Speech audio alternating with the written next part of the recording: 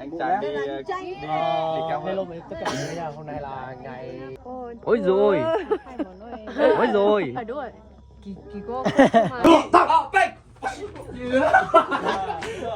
đấy thế thôi. Làm thứ này làm thử qua đàng hoàng nào.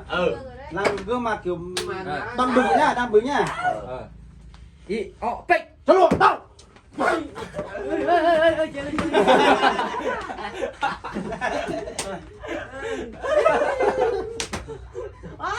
nó phải ngã cơ.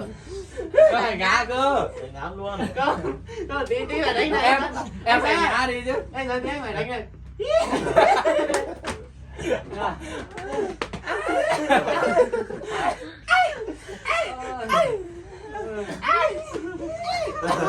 mẹ Yên luôn. Có chỉ thấy cơ nhở. Có tôi chơi buồn cả. Thôi.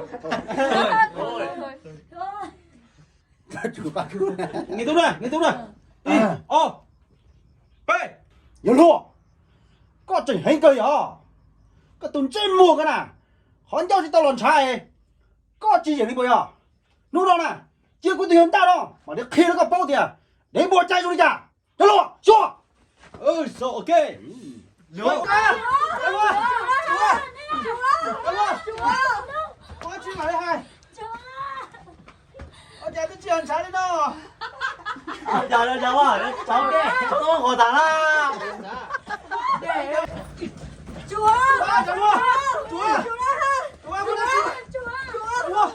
Có chuyện ở đây thằng ai dám đây không? Tao này đi nào.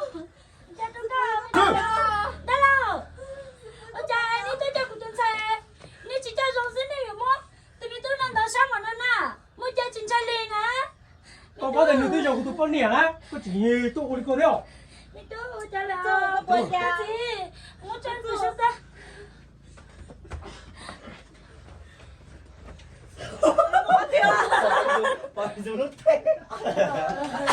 Anh sợ nó bắt chân thế này.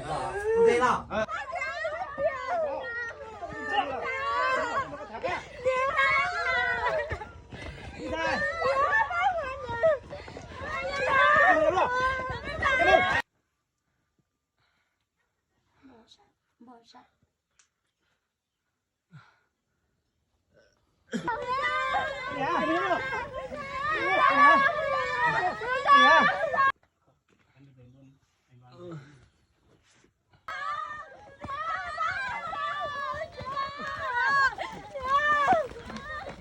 Em mau nhớ rồi.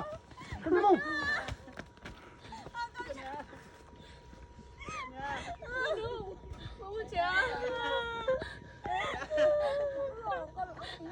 Đi luôn xin bé ạ đi.